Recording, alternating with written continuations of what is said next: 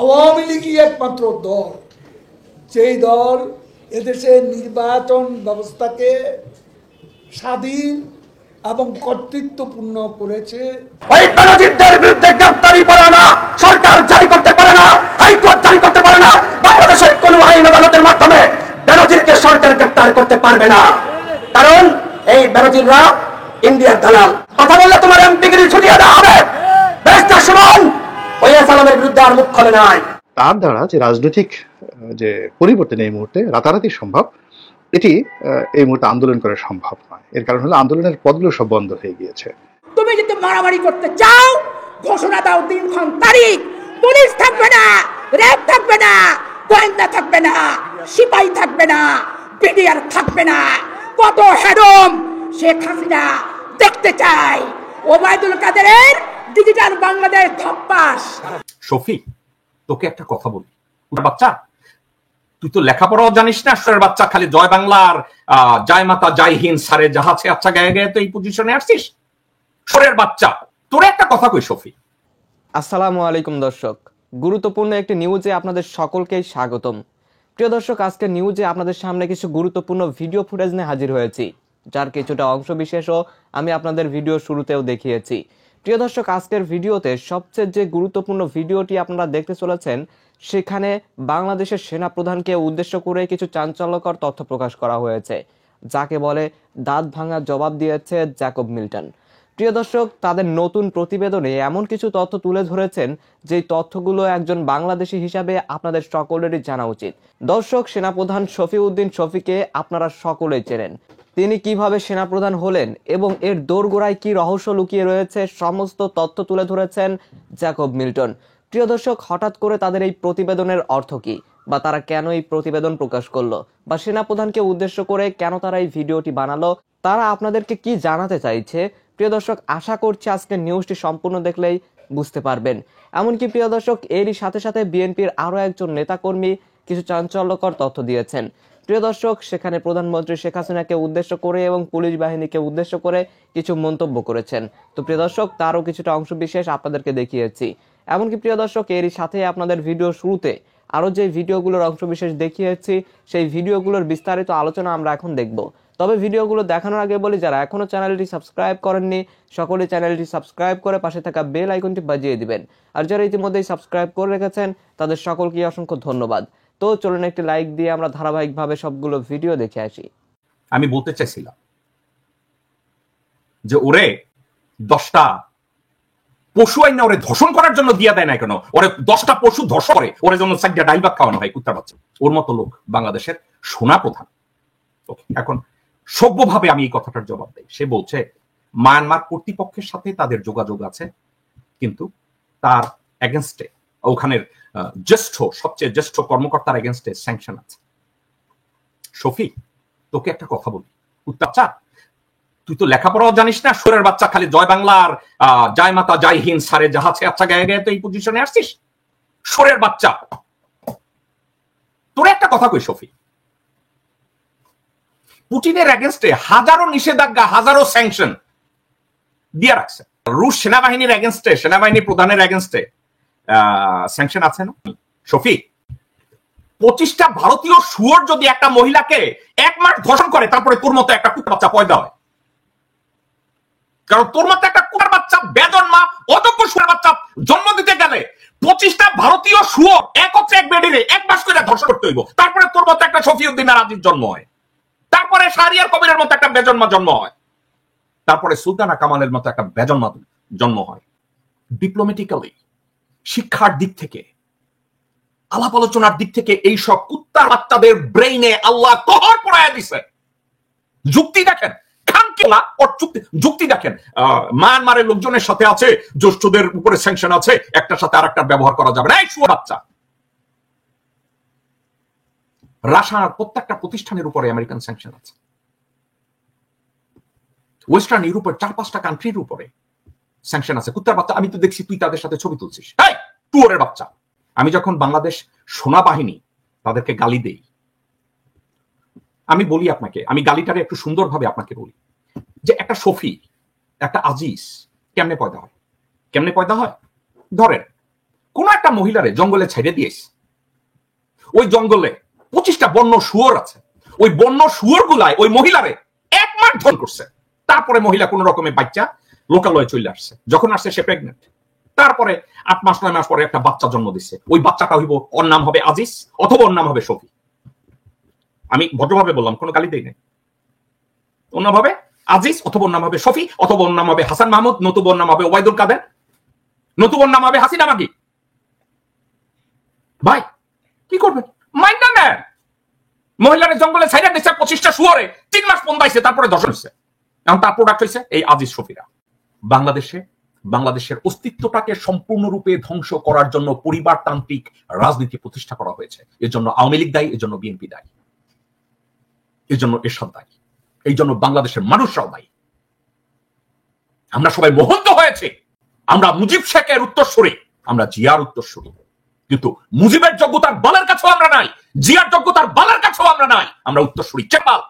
এবং পরিবারতান্ত্রিক রাজনীতিকে প্রতিষ্ঠা করার পরে বাংলাদেশের প্রত্যেকটা সেক্টরে অযোগ্য, অথর্ব, অদূরদর্শী শফির মতো হারামজাদাকে খুঁজে বের করা হয় সেনাপ্রধান বানানোর জন্য। যে বলে বার্মার সাথে আমার যোগাযোগ আছে, তাদের সেনাপ্রধানের প্রতি স্যাংশন আছে, তার সাথে যোগাযোগ করা ঠিক হবে না। অথচ শুয়োরের বাচ্চা স্যাংশন প্রাপ্ত বহু লোকজনের সাথে তোরা কথা বলিস। শফি, তোর মতো বালছল লোকজনরা আমার ব্যক্তিগত শত্রু না। তোর মতো লোকজনরা দেশের বোঝা, দশের বোঝা, ইসলামের শত্রু। আমি কি বললাম? শফিদের জন্ম কিভাবে হয় বাংলাদেশি ভাই বোনের আমি 2-3 বার বলেছি। তুমি হচ্ছে কাপুরুষ, তুমি আমাদের সাথে মারামারি করতে চাও, আমরা মারামারি করতে চাই না। গণতন্ত্র রক্ষা করতে চাই, ভোটের অধিকার উদ্ধার করতে চাই। তুমি যদি মারামারি করতে চাও, ঘোষণা দাও দিনক্ষণ তারিখ। পুলিশ থাকবে না, র্যাব থাকবে না, গোয়েন্দা থাকবে না, সিপাহী থাকবে না, বিডিআর থাকবে না। কত হেরম শেখ হাসিনা দেখতে চাই। ওবায়দুল কাদেরের ডিজিটাল বাংলাদেশ ধপ্পাস, ধপ্পাস, এই ধপ্পাসই স্থায়ী ধপ্পাস ইনশাআল্লাহ। এই বেনজির অপরাধ করছে, একটা সমন দেখলাম লিড করেছেন। ওই বেনজিরদের বিরুদ্ধে গ্রেফতারি পরোয়ানা সরকার জারি করতে পারে না, হাইকোর্ট জারি করতে পারে না। বাংলাদেশের কোন আইন আদালতের মাধ্যমে বেনজিরকে সরকার গ্রেফতার করতে পারবে না, কারণ এই বেনজিররা ইন্ডিয়ার দালাল। প্রধানমন্ত্রী বলেছেন রাজনৈতিক বিবেচনায়, রাজনৈতিক মামলায় কাউকে গ্রেফতার করা হয়নি, সকলে বিভিন্ন অপরাধমূলক মামলায় গ্রেফতার হয়ে রয়েছে। ওই মামলাকে কি অপরাধ আমরা জানতে চাই।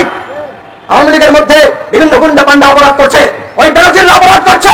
গ্রেফতার সমন দেখলাম লিড করেছেন। এর আগে এসালামের বিরুদ্ধে লিড করেছিলেন না, আদালত কি করলো? খারিজ করে দিয়েছে। গ্রেফতার সমন তারপরে কোনো কথা বলেছে? মুখে কুলুপ এঁকেছে, বলেছে যে তুমি ভাই সামাজিক যোগাযোগের মাধ্যমে এই ভাইরাল ইস্যুতে কথা বলেছো, ভাইরাল হয়েছে, এমপি হয়ে গেছো, এখন আর কথা বলবে না। কথা বললে তোমার এমপিগিরি ছুটিয়ে দেওয়া হবে। গ্রেফতার সমন ওই এসালামের বিরুদ্ধে আর মুখ খোলে নাই, এখন বেনজিরের বিরুদ্ধে তিনি লিড করেছেন। এই লিড যখন হাইকোর্ট খারিজ করে দেবে, ব্যারিস্টার সুমন করে কথা বলতে পারবে? প্রত্যেকটা ভাইরাল ইস্যুতে তিনি লিড করেন, আলোচনায় থাকেন, ভাইরাল ধান্দায় থাকেন। ব্যারিস্টার সুমন, আমি বলছি না, ওই এলাকার এমপি, সাবেক এমপি, তিনিই বলেছেন ব্যারিস্টার সুমন বাটপাড়ি করছে। জনগণের চোখে ধোঁকা দিয়ে এরা বাটপাড়ি করে এমপি হয়েছে। আজকে ওই এলাকার মানুষ তারা সচেতন নয়। তারা যদি সচেতন হয়তো এই গ্রামীণ নির্বাচনে ব্যারিস্টার সুমনকে সে যতই ভালো মানুষ হোক ভোট দিতে চাইতো না। এই কথা আমি কেন বললাম? তিনি বেনজিরের বিরুদ্ধে আবার লিড করেছেন। বেনজিরের যদি বিচার এরপরে যদি খারিজ করে দেয়, তখন তিনি আর মুখ খুলবেন না। আজকে দেখেন অপরাধীদেরকে এই সরকারি ভাবে আশ্রয় প্রশ্রয় দিচ্ছে। মুনিয়া হত্যাকাণ্ডের কোনো বিচার বাংলাদেশে হয়েছে? হয় নাই, গ্রেপ্তার পর্যন্ত করে নাই। অথচ আমাদের সভাপতি তিনি ওই সন্ত্রাসী ছাত্রলীগকে যারা আমাদের উপর হামলা করে, যখন তাদেরকে গুন্ডা বলে, সন্ত্রাসী বলে, তখন তার বিরুদ্ধে গ্রেপ্তারি পরোয়ানা জারি হয়। কিন্তু ওই বেনজিরদের বিরুদ্ধে গ্রেপ্তারি পরোয়ানা সরকার জারি করতে পারে না, হাইকোর্ট জারি করতে পারে না। বাংলাদেশের কোন আইন আদালতের মাধ্যমে বেনজিরকে সরকার গ্রেপ্তার করতে পারবে না, কারণ এই বেনজিররা ইন্ডিয়ার দালাল।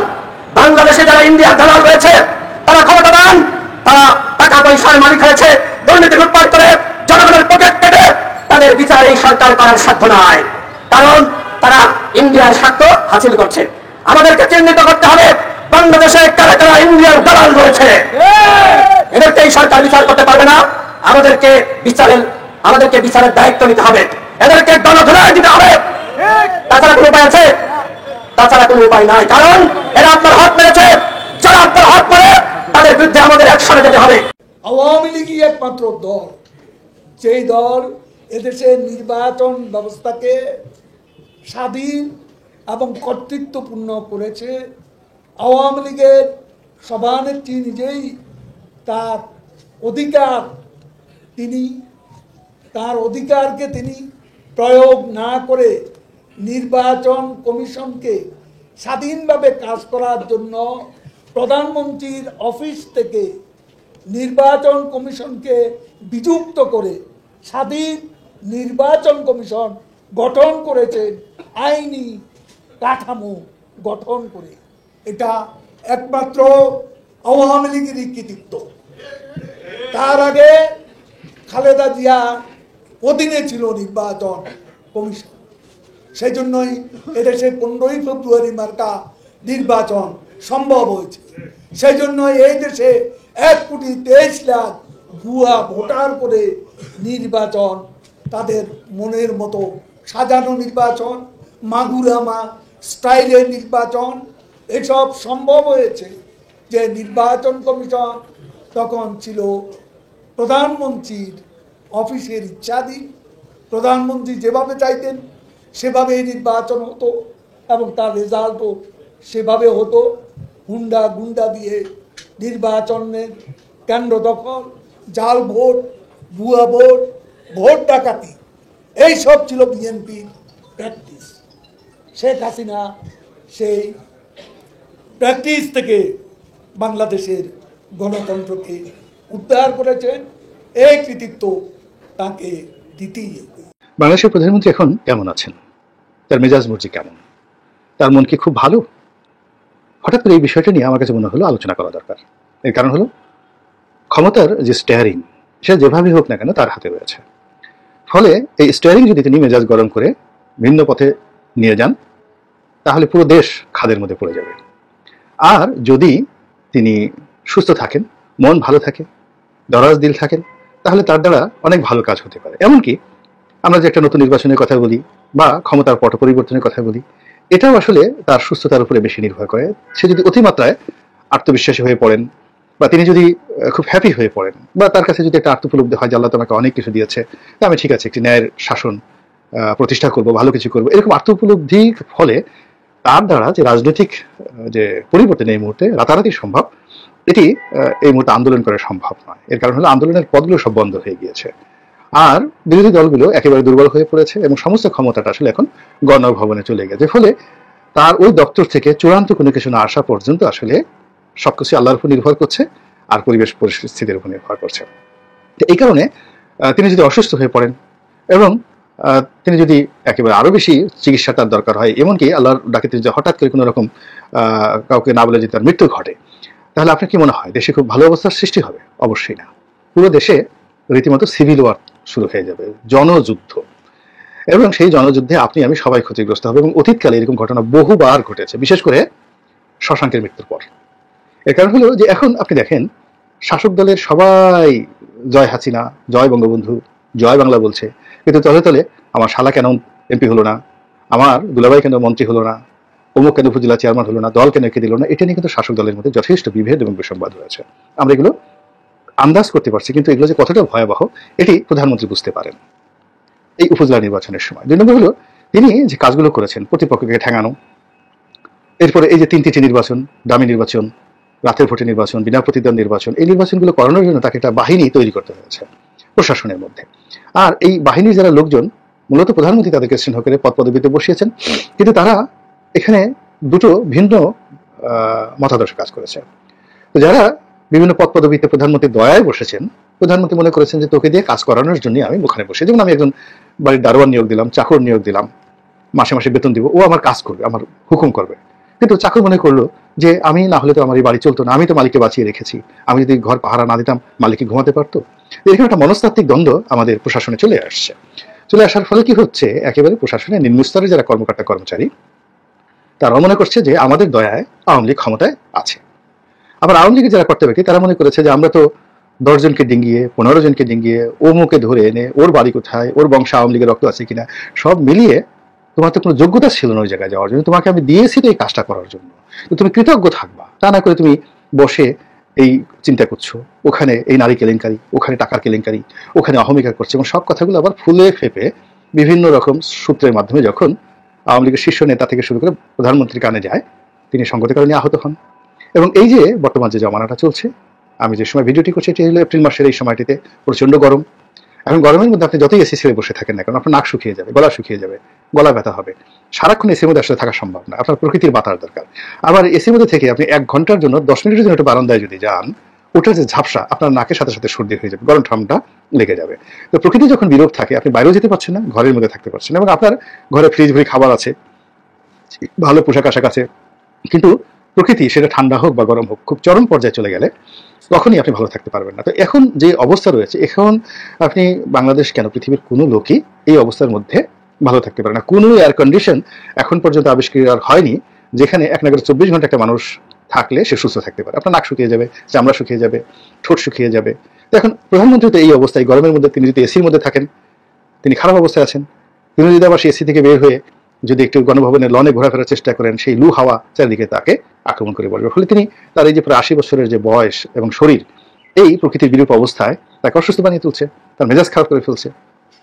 এরপর আবার যে সকল রাজনৈতিক ঘটনা ঘটছে, এখন একজন আইজি ছিলেন বেনজির, খুব স্নেহ করে তিনি তাকে আইজি বানিয়েছেন, তিনি তাকে মেট্রোপলিটন পুলিশ কমিশনার বানিয়েছেন, র্যাবের ডিজি বানিয়েছেন, এরপর যথেষ্ট ছাড় দিয়েছেন। অনেক লোক তার বিরুদ্ধে বিভিন্ন কথাবার্তা বলেছে, কিন্তু সব কথাবার্তা বাদ দিয়ে তিনি সবসময় তাকে টেনে নিয়ে আসছেন 2009 থেকে এখন পর্যন্ত। তো যাই হোক, এখন সবাই যারা আইজি সাহেব সম্পর্কে জানতেন না অভ্যন্তরীণ কি হচ্ছে না, তারা মনে করতেন যে প্রধানমন্ত্রী তাকে অতিশয় স্নেহ করেন, তিনি হয়তো ভবিষ্যতে স্বরাষ্ট্রমন্ত্রী হতে চলেছেন, অথবা স্বরাষ্ট্র প্রতিমন্ত্রীর পদমর্যাদা একটা আলাদা পদ পদবি করে সচিবালয়ে তাকে রাখা হবে। কিন্তু আসলে আইজি বেনজিরের যে ব্যক্তিগত জীবন নিয়ে দেখা গেল প্রধানমন্ত্রীর কান অনেকে ভারী করে ফেলেছে, ফলে তার চাকরি এক্সটেন্ড হয়নি। না হওয়ার ফলে তিনি অবসরে চলে যাওয়ার পর থেকে আস্তে আস্তে তার বিরুদ্ধে বিভিন্ন কথাবার্তা বেরোতে থাকে, এবং এখন যেটি বেরোচ্ছে সেটা সত্য হোক বা মিথ্যা হোক সেটা আল্লাহ রাব্বুল আলামিন জানে বা তদন্ত প্রমাণিত হবে। কিন্তু বাস্তবতা হলো এটা প্রধানমন্ত্রী শেখ হাসিনার জন্য খুবই বিরক্তিকর এবং খুবই কষ্টের, খুবই অভিমানের, যে এই এত স্নেহ নিয়ে, এত ভালোবাসা নিয়ে, এত পদ পদবি নিয়ে তুমি এমন কিছু কাজ করলা যা কিনা এখন পুরো শেখ হাসিনাকে নিয়ে মানুষ কথাবার্তা বলবে যে তার প্রিভিলেজ না থাকলে এই কাজগুলোকে করতে পারতো না। এই গরমের মধ্যে বেনজিরের এই খবর তাকে সন্দেহে আহত করছে। আবার দেখা গেল যে একজন সংসদ সদস্য রয়েছেন সুমন সাহেব, তাকে সবাই ফেসবুকের যাকে বলা হয় এমপি বলেন, ফেসবুকের এমপি, অনেকে আবার তাকে ভাইরাল এমপি বলেন, কিন্তু হোয়াট এভার মেবি তিনি বাংলাদেশে অনেকগুলো সাহসিক কর্মকাণ্ড চালিয়েছেন যেগুলো সাধারণত সচরাচর দেখা যায় না। তিনি বাংলাদেশের যে এদের বিরুদ্ধে কথা বলে না, মুখ খুলে না, সেই জিনিসগুলো তিনি করেছেন। আবার তিনি এই যে নির্বাচনে তিনি ফেসবুক বলেন আর যা বলেন, তিনি যেতে এসেছেন তাকে কিন্তু প্রবল প্রতিযোগিতা করে ভোট করে একেবারে জেনুইনলি তাকে সেখান থেকে জিততে হয়েছে। বাংলাদেশে কোথাও প্রতিযোগিতা না হলেও তার আসনে কিন্তু প্রতিযোগিতা হয়েছে। তো যাই হোক, সেই সুমন সাহেব তিনি আসলেন, এসে যেভাবে তিনি গণভবনে ঢুকলেন বা যেভাবে সংসদে ঢুকলেন, এটি আসলে আওয়ামী লীগের লোককে পরাজিত করে, একজন মন্ত্রীকে পরাজিত করে, এটি প্রধানমন্ত্রীর কাছে খুব গ্রহণীয় নয়। তো যার জন্য এরকম সংসদে অনেকে স্বতন্ত্র হয়ে আসছেন যারা আওয়ামী লীগের লোকজন, সুমনও আওয়ামী লীগের লোকজন, কিন্তু আওয়ামী লীগের বাইরে গিয়ে তারা একটু বাহাদুরি দেখাইয়া স্বতন্ত্র কিছু একটা হয়ে আসছে, এটি দেখতে ভালো লাগে না। আমার একটা ছেলে, আমি যাকে তেজ্যপুত্র করেছি বা আমি যাকে কিছুই দেই না, জিজ্ঞাসা করে সে আমার চেয়ে বড় হয়ে গেল। এরকম এই সংসদে ব্যারিস্টার সুমনের মতো এরকম হয়তো 60-65 জন লোক চলে আসছে আওয়ামী লীগের কর্তৃত্ব অস্বীকার করে, প্রধানমন্ত্রীর হুকুম অমান্য করে। প্রধানমন্ত্রী ইলেকশন করতে বলছেন, কিন্তু তাদের তো জিততে বলেননি, কিন্তু এরা জিতে এসেছে এবং জিততে গিয়ে তারা অনেক কিছু করেছে। তো এটি যখনই তিনি প্রধানমন্ত্রী হিসেবে সংসদে বসেন, এদের চেহারা সুরতের দিকে তাকান, তার মন ভালো লাগে না। আবার এই যারা আসছেন এদের মধ্যে অনেকে কেউ বিরোধী দলীয় নেতা হতে চান, যেমন একে আজাদ সাহেব বিরোধী দলের নেতা হতে চান, ফরিদপুর থেকে হয়ে আসছেন। প্রধানমন্ত্রী তাকে তার বিরুদ্ধে অনেক কথা বলেছেন। এখন এই কথা যখন তিনি বলছেন তখন তো প্রধানমন্ত্রীর মাথা ঠিক থাকার কথা না, মেজাজ ঠিক থাকার কথা না। আবার ব্যারিস্টার সুমন এইভাবে পাশ করে আসলো, আসার পর সে একের পর এখন শুধু কাজ করে যাচ্ছে। আবার এই বেনজির বিরুদ্ধে সে চিঠিপত্র দিয়ে সে পুরো জিনিসটাকে একেবারে ঘোলাটে করে ফেলেছে।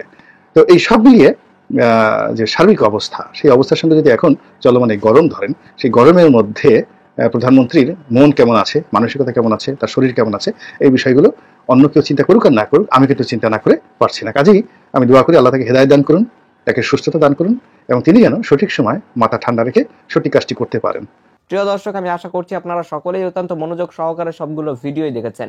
এমনকি প্রিয় দর্শক, যদি এই ভিডিওগুলো সম্পর্কে আপনাদের কোনো মতামত থেকে থাকে তাহলে তো অবশ্যই জানাবেন। সবশেষে জানাবেন আপনি ঠিক কোন জায়গা থেকে আজকের এই নিউজটি দেখেছেন।